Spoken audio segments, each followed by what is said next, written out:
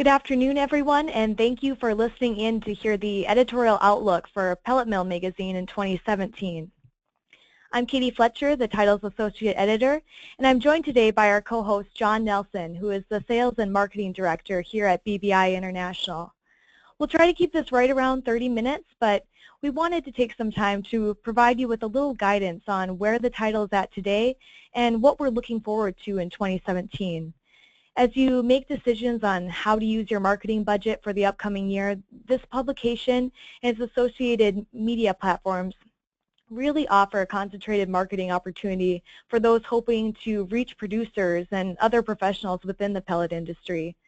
You'll see throughout this presentation the words "always trusted," and that's because as a team we decided this would be our theme and focus to our brand this year. People within the space look to our title for their news, and our team of experienced journalists have established that trust over the years. I hope today you can leave with a business case for why your participation in Pellet Mill Magazine is a good idea if you're trying to grow your business in the pellet space and greater biomass segment. And I've been involved with the publication for the past 2 years, and even in that brief period of time, it's grown from a quarterly issue to bi-monthly. In fact, 6 years ago, it began as a 2-issue supplement to Biomass magazine. So I think the incremental growth of the title is a testament to the growth we've seen in the pellet industry worldwide.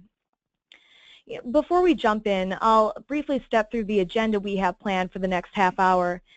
John will begin by discussing who our audience is and how they interact with the magazine.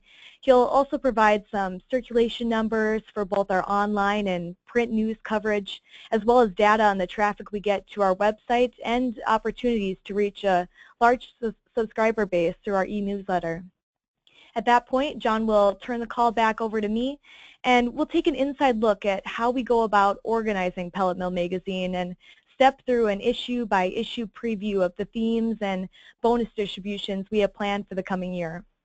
You'll want to stick around until the end, as John will be providing a special discount for those on the call. I'll hand it off to John in just a minute, but I'd like to provide some brief commentary on the pellet industry. Perhaps a good place to start, seeing as what just happened only a week ago, would be with some initial thoughts on the potential outcomes to the domestic pellet industry, now with our President-elect, Donald Trump, and a majority Republican House and Senate. Trump has repeatedly expressed interest in investing in and improving infrastructure in rural America, where the pellet fuels industry is largely located. So I think it stands to gain from these types of initiatives. Also, Republicans have long indicated they wish to take on a comprehensive tax reform, particularly focusing on corporate tax rates. Climate change initiatives like the Clean Power Plan may not move forward, but biomass already has strong support from many in the Republican Party. For example, the U.S. Senate passed an energy bill this past April with amendments stipulating U.S. energy policy reflects the carbon neutrality of forest bioenergy and recognize biomass as a renewable energy source. Also on the domestic front, as colder weather starts to arrive, the Energy Information Agency is predicting an increase in biomass power production and wood heating this coming winter and into 2017. So I think that's an encouraging sign to the challenging year this sector experienced during last year's heating season due to unseasonably warm temps and low prices for competitive heating fuels. Looking at the industrial pellet market, just last week when I attended the United States Industrial Pellet Association's annual conference, there was really a feeling of optimism on the potential growth opportunity for industrial pellets in various power markets in the near term. Asia, specifically Japan, is one market gaining a lot of interest from U.S. industrial pellet exporters right now.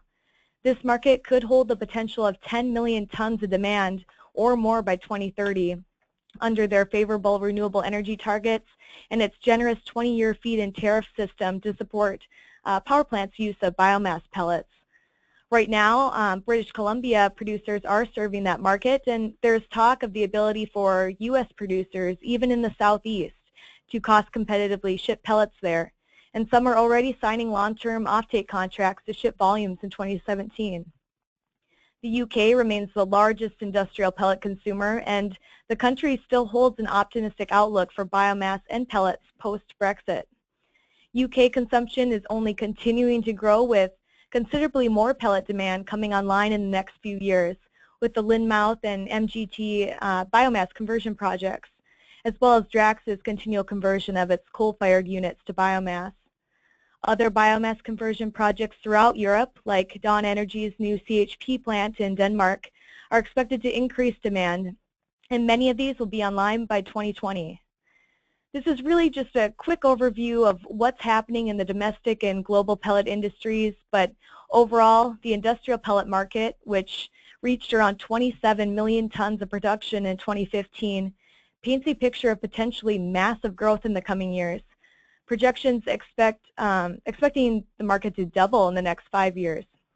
And U.S. producers, who shipped more than 3 million tons of wood pellets overseas from January to September this year, are expected to play a big role in serving that increasing demand capacity.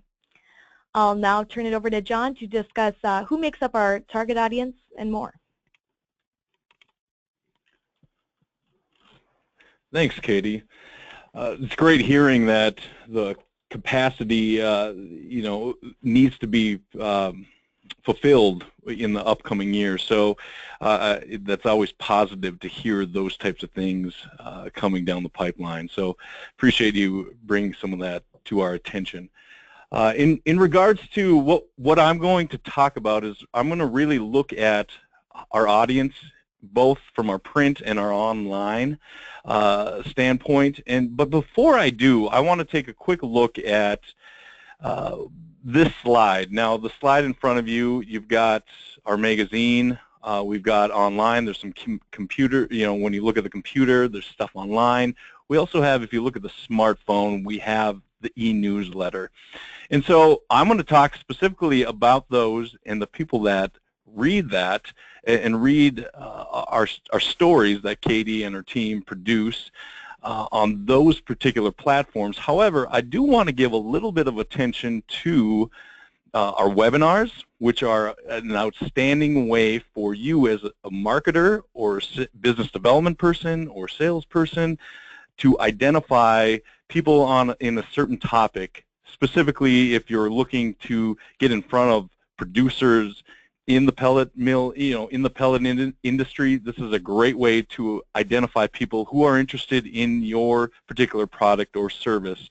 And so I would urge you to follow up and ask more about that from one of our account managers or email us about webinars and how those can help you gain leads and really promote your products and services in 2017 to pellet producers.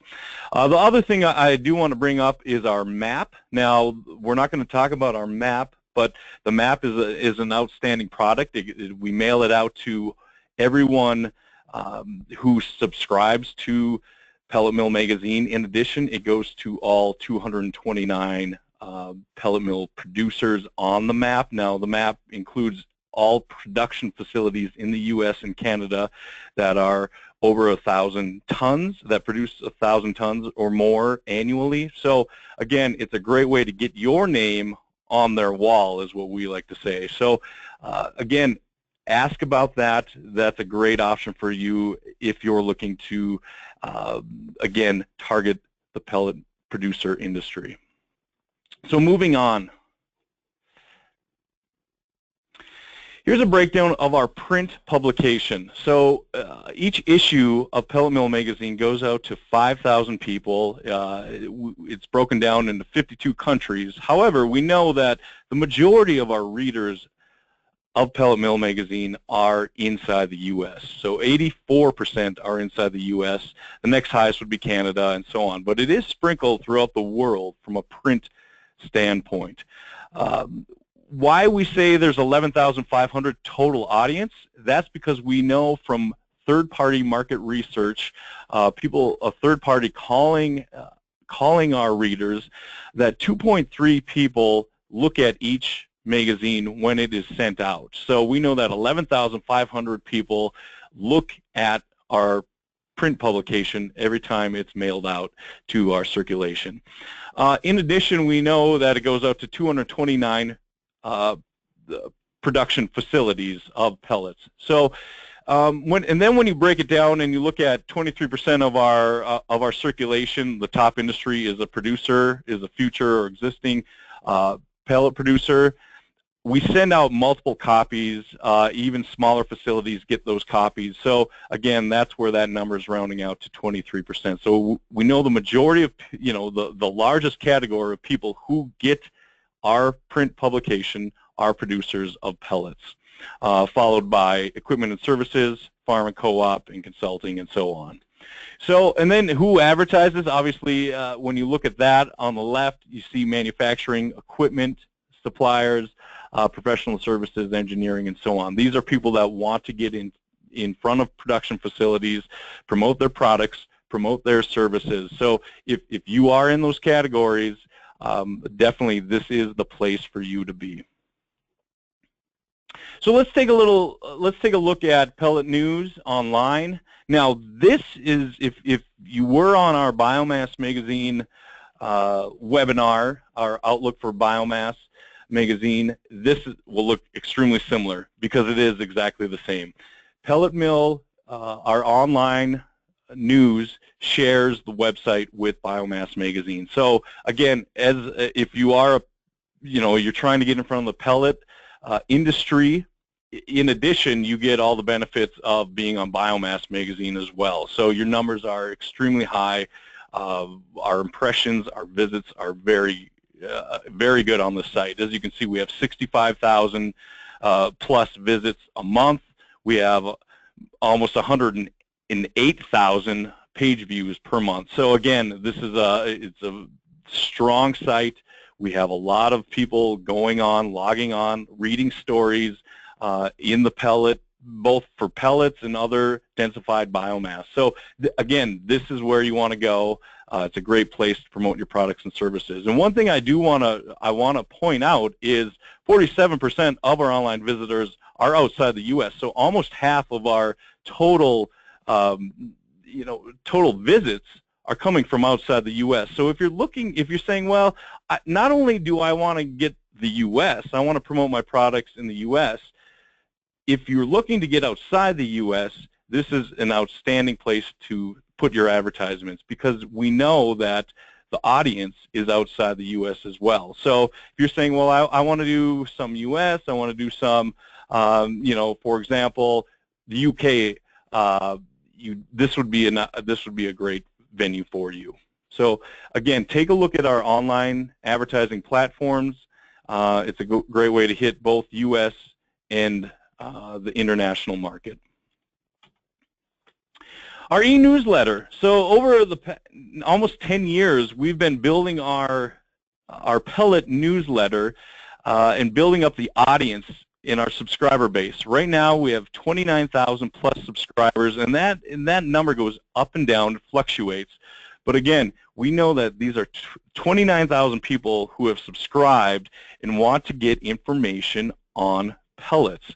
And this goes out, and Katie and her team do an outstanding job putting these stories on here. So again, it gets read, it gets opened, it gets clicked. And so these advertisements that are on here get read and they get clicked. And we can also share, if you are going to do advertising on these newsletters, we can share some of those results with you. We can let you know how many people clicked. We can let you know the back end of the email, so you kind of get an idea of what companies are clicking on your particular ad and driving people back to your website. So again, when you're looking at advertising starting at $295, I mean, it's almost a no-brainer. For $295, you can get to 29,000 plus people focused on the pellet industry, and those are producers inside that as well. And again, that's driving a lot of our audience online, so you kind of get an idea of where those people are, where they're coming from. So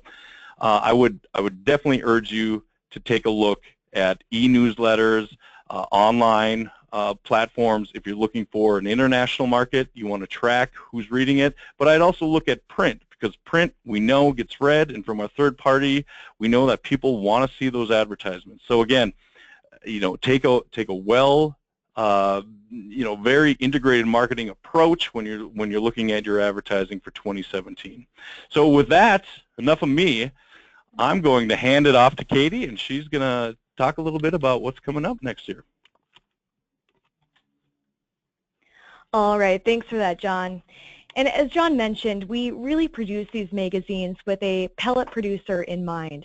And as part of our always trusted theme and focus to our brand this year, we involve an editorial board. And they're made up of predominantly pellet producers and others in the space. And we include them in the decision-making process of what content we include in each issue. They provide feedback on our story options as well as offer up leads and story ideas themselves from time to time. Really, we want to curate important, trusted industry news geared toward creating a platform that's both interesting and relevant to our readers, but also a platform for our advertisers to market their brand and get in front of those readers and target customers. This slide is a snapshot of the content we include in each issue of Pellet Mill Magazine. If you flip through its pages, you'll notice that we have a couple of different sections.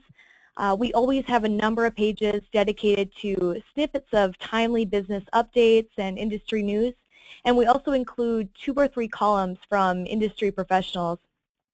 I've really made it a priority to ensure that we have various industry perspectives represented with these columns, whether that's from industry trade associations like PFI, UCEPA, the Biomass Thermal Energy Council, and the Wood Pellet Association of Canada, or through pellet quality monitoring services like Timber Products Inspection, or even our overseas presence from the Energy Agency of Upper Austria and international market consultancy groups. And then, of course, we have the bulk of the contents, which are the articles.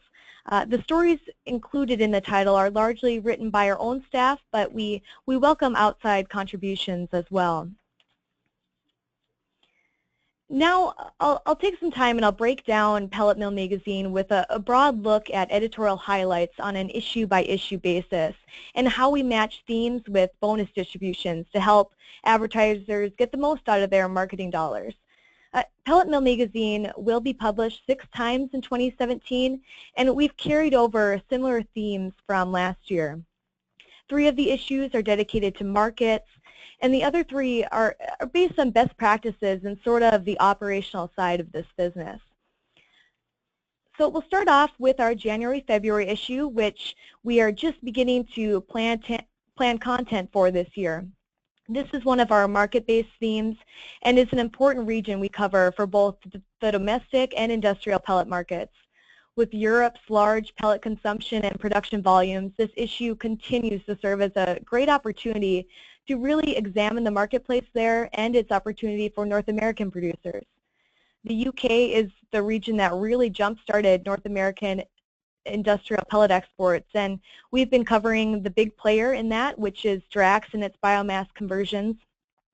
Last year we wrote about some emerging markets in the Baltic states of Estonia, Latvia, and Lithuania that have seen a considerable increase in pellet production and exportation volumes to the EU over the past few years. We also covered potential pellet production in Russia. This year we may be looking into an update on the Dutch pellet marketplace with their sustainability standards and subsidies for biomass, as well as progress with the biomass projects I mentioned at the onset of this call. This issue will be making its way to the 38th Annual Energy Generation Conference at the end of January. Moving on to March-April, this issue is also a market-based theme of foreign and domestic heating markets. We cover the industrial power markets quite a bit within our other issues. So with this issue, we really focus on thermal markets, both in North America and overseas. Last year, we covered the European Pellet Conference and the Brigado Fuoco Wood Heating Conference, an expansive trade show with some on-the-ground coverage, actually, from our executive editor, Tim Ports. We also wrote a story about the U.S. domestic heat market with the support of a pellet producer survey. Thermal markets were challenging last year worldwide, but hopefully this year's heating season will be accompanied with more favorable conditions, and this issue can reflect that. The March-April publication will be in every conference bag at our very own International Biomass Conference and Expo coming up this spring in Minneapolis, Minnesota. So that's definitely a great distribution opportunity to take advantage of. Next, our May-June issue has the theme Feedstock and Supply Chain Sustainability.